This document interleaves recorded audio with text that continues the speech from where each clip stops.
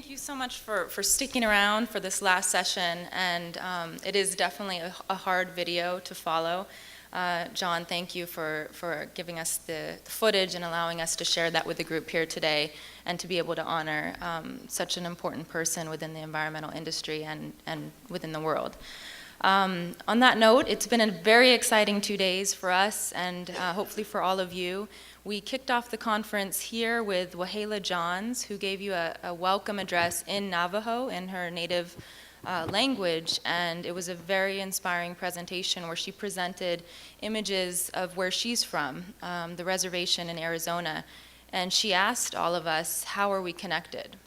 And I think that at first many of you might have looked at the pictures and wondered how are we connected to Arizona, to a reservation in Arizona, and I think that also brings the question of how are all of we connected around the subject of women in green. And we do have men in the audience, and we welcome them, and we're appreciative of their presence here today. But I think that one of the things that hopefully all of you have taken away from this event is that whether you're a policymaker or a corporate leader or a researcher or a student, we are all connected, and we all definitely have a place.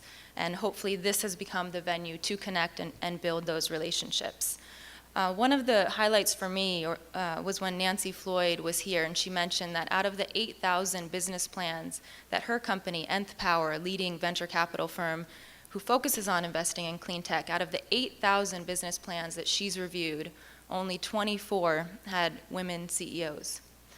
That number's shocking, and I think that part of our vision for creating this space was also to inspire entrepreneurship and to inspire more women into these careers, and like you, Karen, as well, to lead in these fields where we can make a difference. So I think it was a perfect lead-in to our closing presentation, highlighting a successful female CEO and the work that she's done in lighting, which again is a male-dominated field. So I'm humbled that you were able to take the time out to come here today, and thank you, John, for your vision. And back to John, the seed for the Women in Green Forum, many people ask me, how did this come about, and why is it necessary to have a forum for women in environmental careers? And the seed was really planted by John Picard during a conversation at a conference in 2009 where Mr. Picard was the keynote speaker, and afterward we were talking about why there's a lack of women at the podium, on stage, at these clean tech conferences, and in the role of CEO or leadership roles. And that I really felt that there needed to be a way to both build that network so that we can support each other, refer business, learn from each other, and build the space for a comfortable, supportive environment, similar to Maria Shriver's Women's Conference at a smaller scale in the second year. And John challenged me. He said, Jamie, you can do it. It's a tough economic time, it's 2009, but we want to see it happen and you can do it. And as you can tell from John's charisma and personality, it's hard to say no. So there we were, and last year we had over 500 people at the Pasadena Convention Center last year, and it was a very successful event. Many who registered last year qualified for lifetime membership, which allowed them to come to the conference every year for free thereafter. Do we have lifetime members in the audience? Okay, great, fantastic.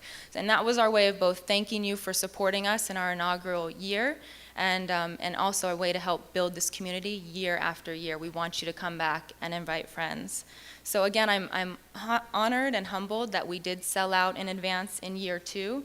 I'm extremely thankful for the support of the South Coast Air Quality Management District as our platinum sponsor, and for all of the other sponsors, exhibitors, and especially for our very hardworking staff at 3 Squares Inc., many long nights leading up to the forum. So extremely thankful for the work of the staff at 3 Squares Inc., and most importantly to all of you for attending. So we'll see you next year, and thanks again.